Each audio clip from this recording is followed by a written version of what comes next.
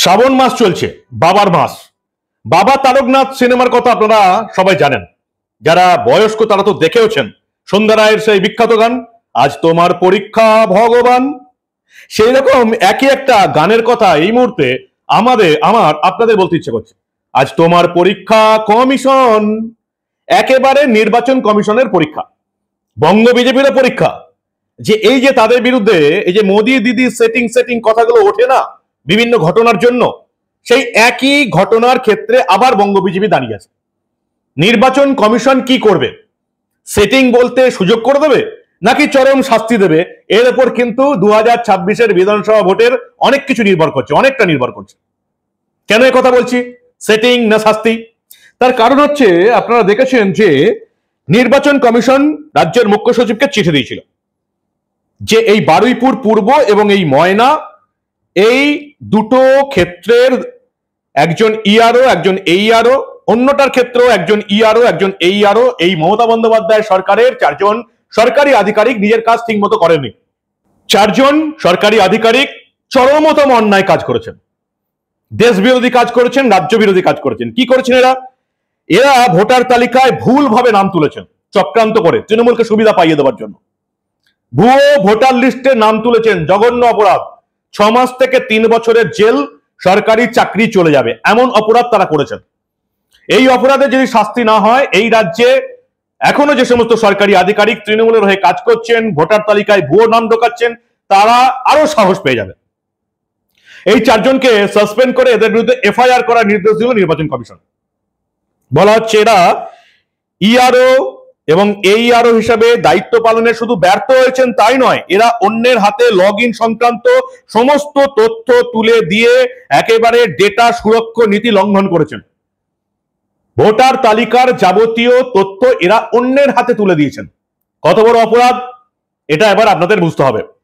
সেজন্য election commission chief সেক্রেটারিকে পরিষ্কার নির্দেশ দিল যে ডাইরেকশন দেয়া হচ্ছে যে এই যে 137 বারুইপুর পূর্ব এসি, এর যিনি ইআরও ছিলেন দেবদত্ত দত্ত চৌধুরী এবং এইআরও যিনি ছিলেন তথাগত মন্ডল, আর এই যে ময়না 206 এসি ময়না বিধানসভার যিনি ইআরও ছিলেন বিপ্লব সরকার এবং এইআরও সুদীপ্ত দাস, এই 4 জনকে সাসপেন্ড করে এদের বিরুদ্ধে তদন্ত করে এদের বিরুদ্ধে এফআইআর করা হোক, চাকরি থেকে সাসপেন্ড করা হোক, এদের বিরুদ্ধে এফআইআর করে এদিকে জেলে পোড়া হোক। এতটাই বড় সঙ্গীন অপরাধ এরা করেছেন। কিন্তু যারা তৃণমূলের হয়ে কাজ করছে তাদেরকে মমতা বন্দ্যোপাধ্যায় শাস্তি কেন দেবে? খুব পরিষ্কার কথা, মমতা বন্দ্যোপাধ্যায় পরিষ্কার জানিয়ে দিয়েছেন প্রকাশ্য ঘোষণা করে, কাউকে শাস্তি দেওয়া হবে না।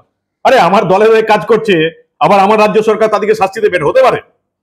পুরোপুরি সংবিধান অবমাননা, আইন কানুন শৃঙ্খলা কিছু নেই। মমতা বন্দ্যোপাধ্যায় যেটা বলে দেবে সেটাই সংবিধান, সেটাই আইন। কারণ আমাদের রাজ্যটার নাম এখন আর পশ্চিমবঙ্গ নয়, কি নাম? পশ্চিম বাংলাদেশ।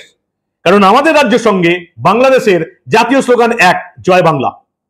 অবিশ্বাস্য ব্যাপার, কোন কোন তৃণমূলী মূর্খ এখনো জয় বাংলা বলে চেঁচাচ্ছে এবং মমতা বন্দ্যোপাধ্যায় কি করতে চলেছেন এটা বুঝতেই পারছে না। বাংলাদেশের জাতীয় স্লোগান জয় বাংলা পশ্চিম বাংলাদেশে চালু করার চেষ্টা করছে, এটা তারা কবে বুঝবে আমার জানা নেই। তো মমতা বন্দ্যোপাধ্যায় ঘোষণা মতো রাজ্যের মুখ্য সচিব গতকালই চিঠি পাঠিয়ে দিয়েছেন যে এই 4 জন অফিসারের মধ্যে 2 জনকে আমরা শ্রী সুদীপ্ত দাস তমলুক ব্লক এইআরও 206 ময়না এসি এবং Surajit Haldar data entry officer, এই 2 জনকে আমরা ইলেকশন কমিশনের যাবতীয় কাজ থেকে তুলে নিলাম। এই data entry officer Surajit Haldar, বিরোধীদের অভিযোগ এই ডাটা এন্ট্রি অফিসার পদে যাদেরকে নিয়োগ করা হয়েছে প্রত্যেকের মমতা বন্দ্যোপাধ্যায় তৃণমূলকে যারা ভোটের পরিচালনায় সাহায্য করে সেই আইপ্যাকের লোক, এদেরকে বলা হয় প্যাকার। প্রত্যেকটা অফিসে জেলায় জেলায় পাড়ায় পাড়ায় এই সমস্ত প্যাকার আইপ্যাকের লোক ঢুকে আছে, ডাটা এন্ট্রি পদে বসে আছে। একটা লোকের নাম কিভাবে বিভিন্ন জায়গায় তুলে দিতে হবে, কিভাবে ভুয়ো নাম ঢোকাতে হবে, কিভাবে রোহিঙ্গা মুসলিম বাংলাদেশি মুসলিমদের নাম ভোটার তালিকায় ঢুকিয়ে দিতে হবে, তৃণমূলকে সুবিধা পাইয়ে দিতে হবে, এই কাজটা এরা করে যাচ্ছে। এবং এই সমস্ত data entry officer election commission পরিষ্কার বলছে যে এই রকমের পোস্টে সরকারি কর্মী ছাড়া রাখা যাবে না। এই যেমন বিএলও যারা হবেন, বুথ লেভেল অফিসার, যারা বিভিন্ন জায়গায় ভোটার তালিকা সংশোধনের কাজ করবেন, ভালো করে দেখে নেবেন তারা সরকারি কর্মী কিনা। কোনো আধা সরকারি কর্মী, ভুয়ো সরকারি কর্মী, এদেরকে কিন্তু বিএলও পদে রাখা যাবে না। তো মমতা বন্দ্যোপাধ্যায়ের মুখ্য সচিব চিঠি দিয়ে দিলেন, মাত্র দুজনের বিরুদ্ধে ব্যবস্থা নিলাম 5 জনের মধ্যে। এই দুজনকে ইলেকশন কমিশনের কাছ থেকে সরিয়ে দিলাম। আর বাকি আপনারা যেগুলো বলেছেন সাসপেন্ড করব না, এফআইআর করব না, পরিষ্কার সংবিধানকে বুড়ো আঙুল দেখিয়ে নির্বাচন কমিশনকে প্রকাশ্যে জানিয়ে দিয়েছেন রাজ্যের মুখ্য সচিব মমতা বন্দ্যোপাধ্যায়ের মুখ্য সচিব। যে মুখ্য সচিব পদাধিকার বলে নির্বাচন কমিশনের একজন বড় অফিসার মাত্র, আর কিচ্ছু নয়। তিনি লিখছেন আপনাদের আদেশ মানতে পারলাম না। অর্থাৎ ইলেকশন কমিশনের একজন কর্মী ইলেকশন কমিশনকে পরিষ্কার জানিয়ে দিচ্ছে যে আপনাদের অর্ডার মানলাম না, যা পারেন করে নিন। এটা শুধুমাত্র সংবিধান সংকটে নয়, আইন কানুন একেবারে চুলোয় চলে গেছে, যে আমাদের রাজ্যটা এখন আর সংবিধান চলবে না, আইন কানুন চলবে না, মমতা বন্দ্যোপাধ্যায় যেটা বলবেন সেটাই সংবিধান, সেটাই আইন কানুন। পরিষ্কার ইলেকশন কমিশনকে চিঠি দিয়ে জানিয়ে দিয়েছেন আমাদের মুখ্য সচিব। এবং তিনি পরিষ্কার আরো বলছেন, শুধু তাই নয়, তিনি বলছেন এই অফিসারদের কাজকর্ম থেকে তুলে নেওয়া হলো, এরা দক্ষতা এবং নিষ্ঠার সঙ্গে কাজ করে চলেছেন। মুখ্য সচিব নির্বাচন কমিশনের একজন কর্মী নির্বাচন কমিশনকে বলছে, পরামর্শ দিচ্ছে, এরা নিষ্ঠার সঙ্গে দক্ষতার সঙ্গে কাজ করে চলেছে। নিষ্ঠাটা কার? তৃণমূলের সঙ্গে নিষ্ঠা। দক্ষতা কিসের? ভুয়ো ভোটার তালিকায় নাম তুলে দেবার দক্ষতা। মুখ্য সচিব চিঠি দিলেন এবং পরিষ্কার নির্বাচন কমিশনকে মুখ্য সচিব বলছেন, কিছু কিছু ক্ষেত্রে সৎ বিশ্বাসে অধস্তন কর্মীদের নির্দিষ্ট কাজ দেওয়া হয় এবং নির্বাচন কমিশন যেভাবে ব্যাপারটা দেখছে সেভাবে নয়, এরা খুব ভালো কাজ করছে।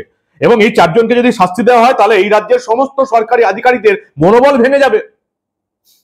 আসলে মুখ্য সচিব নির্বাচন কমিশনকে এটা বলার চেষ্টা করলো, এই 4 জন সরকারি আধিকারিককে যদি শাস্তি দেওয়া হয় তাহলে এই রাজ্যের কোনো সরকারি আধিকারিক আর তৃণমূলের হয়ে কাজ করতে পারবে না, ভুয়ো নাম ভোটার তালিকায় তুলতে পারবে না, মৃত ভোটারদের বাদ দিতে পারবে না, রোহিঙ্গা মুসলিম বাংলাদেশি মুসলিমদের ভোটার তালিকায় ঢুকিয়ে দিতে পারবে না, যেসব জায়গায় হিন্দু ভোটারদের সংখ্যা বেশি সেসব জায়গায় মুসলিম নাম পুট করতে পারবে না। কিন্তু সমস্যাটা এখানে নয়, মমতা বন্দ্যোপাধ্যায় প্রকাশ্যে ঘোষণা করেছেন কাউকে শাস্তি দিতে দেব না, চরম ঘোষণা। নির্বাচন কমিশনকে বুড়ো আঙুল দেখে দিয়েছেন, যা পারিস করে দেন। আমরা তাদেরকে বলছি, নো স্যার, এসআইআর বাংলায় হবে না, চুপি চুপি ভোটের কারচুপি আমরা বাংলায় করতে দেব। আর একটা মানুষের ভোটাধিকার যদি এসআইআর এর নামে বাদ যায়, নির্বাচন কমিশন ঘেরাও করবো 1 লক্ষ বাঙালিকে। এদের ক্ষমতা থাকলে এটা আটকে দেখাবে।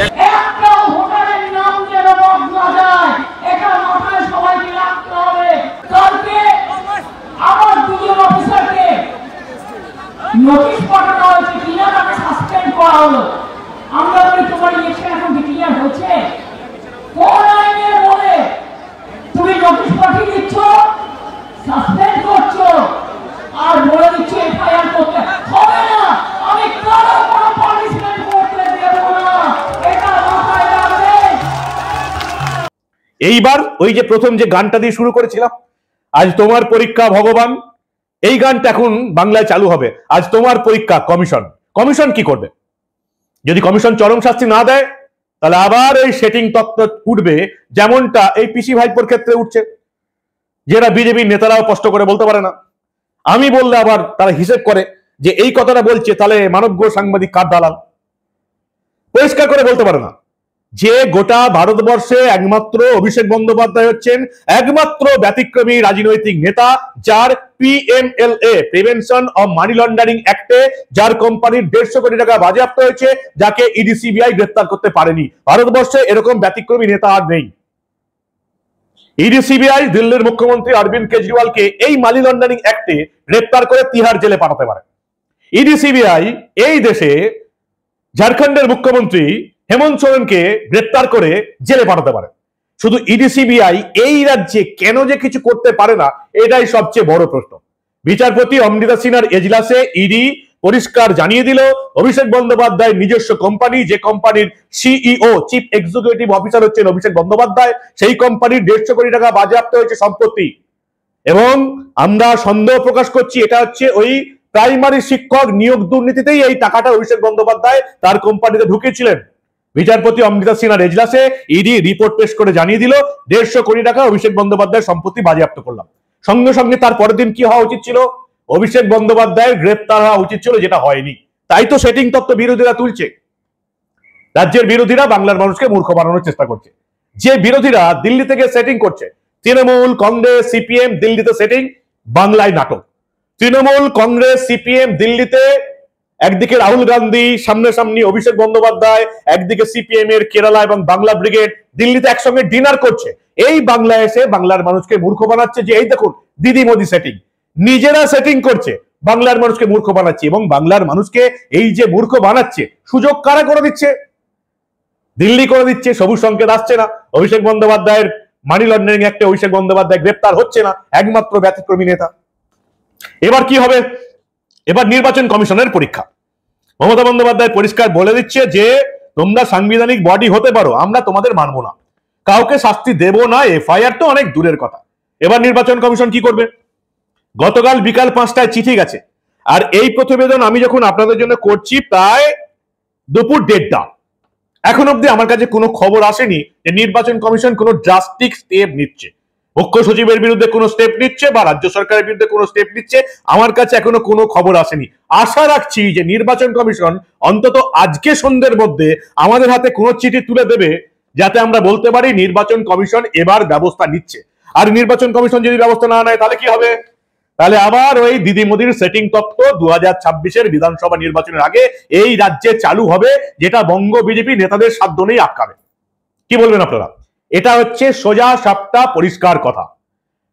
আমি জানি এটা বিজেপি নেতা কর্মীদের আবার অনেকের পছন্দ হবে না, তারা খুঁজে বেড়াবেন যে এবার সাংবাদিক মানবকে কার দালাল বলে দাগিয়ে দেওয়া যায়। অসুবিধা নেই, পরিষ্কার কথা যদি আপনারা বুঝতে না পারেন, সোজা সাপটা সত্য যদি আপনাদের পছন্দ না হয়, আমি কি করতে পারি? নির্বাচন কমিশনকে পরামর্শ দিচ্ছেন অভিষেক বন্দ্যোপাধ্যায়। কি পরামর্শ? পিসি ভাইপো বাংলার মানুষকে কতটা মূর্খ ভাবে এটা আবার বাংলার মানুষকে বুঝতে হবে। অভিষেক বন্দ্যোপাধ্যায় পরামর্শ দিচ্ছেন এই যে ভোটার তালিকা সংশোধন, স্যার বিশেষভাবে সংশোধন, স্পেশাল ইন্টেনসিভ রিভিশন হোক, কিন্তু কি করতে হবে? শর্ত কি অভিষেক বন্দ্যোপাধ্যায়ের? লোকসভা ভেঙে দেওয়া হোক, মন্ত্রিসভা ভেঙে দেওয়া হোক, প্রধানমন্ত্রী পদত্যাগ করুক, স্বরাষ্ট্রমন্ত্রী পদত্যাগ করুক, তারপরে ভোটার তালিকা সংশোধন হোক। আমি জানি না ভারতবর্ষের কোন নেতা এইরকম ভাবে রাজ্যের মানুষকে মূর্খ বানাতে গিয়ে নিজেকে মূর্খ প্রমাণ করার চেষ্টা করে বলে আমার মনে হয় না। একমাত্র আমরা রাহুল গান্ধীকে দেখেছি। এখন রাহুল গান্ধীর পথ অনুসরণ করছেন অভিষেক বন্দ্যোপাধ্যায়, সেটা কি না সেটা এবার আপনারা বলতে পারবেন। অভিষেক বন্দ্যোপাধ্যায় বলছেন যে প্রধানমন্ত্রীকে পদত্যাগ করতে হবে, স্বরাষ্ট্রমন্ত্রীকে পদত্যাগ করতে হবে, মন্ত্রিসভা ভেঙে দিতে হবে, লোকসভা ভেঙে দিতে হবে, তারপরে ভোটার তালিকা সংশোধন করতে হবে। কেন?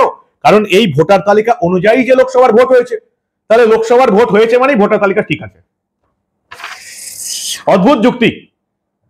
2011-তে আমরা লড়াই করে পরিবর্তন আনার পর 2014-তে উড়ে এসে জুড়ে বসে সাংসদ হয়েছেন অভিষেক বন্দ্যোপাধ্যায়। কোয়ালিটি কি? একমাত্র যোগ্যতা হচ্ছে মমতা বন্দ্যোপাধ্যায়ের ভাইপো, তাই 2014 থেকে ডায়মন্ড হারবারের সাংসদ। আমার তো কোনো বিখ্যাত পিসি নেই, তাহলে আমি এতদিনে লোকসভার সাংসদ হয়ে যেতাম। এই হচ্ছে এখন আমাদের রাজ্যের অবস্থা, দেশের অবস্থা। কিন্তু বিরোধীদের সমালোচনা আপনারা যাই করুন, এই মুহূর্তে আমাদের রাজ্যের ক্ষেত্রে ভোটার তালিকা সংশোধনের ক্ষেত্রে পুরো বল এখন নির্বাচন কমিশনের কোর্টে।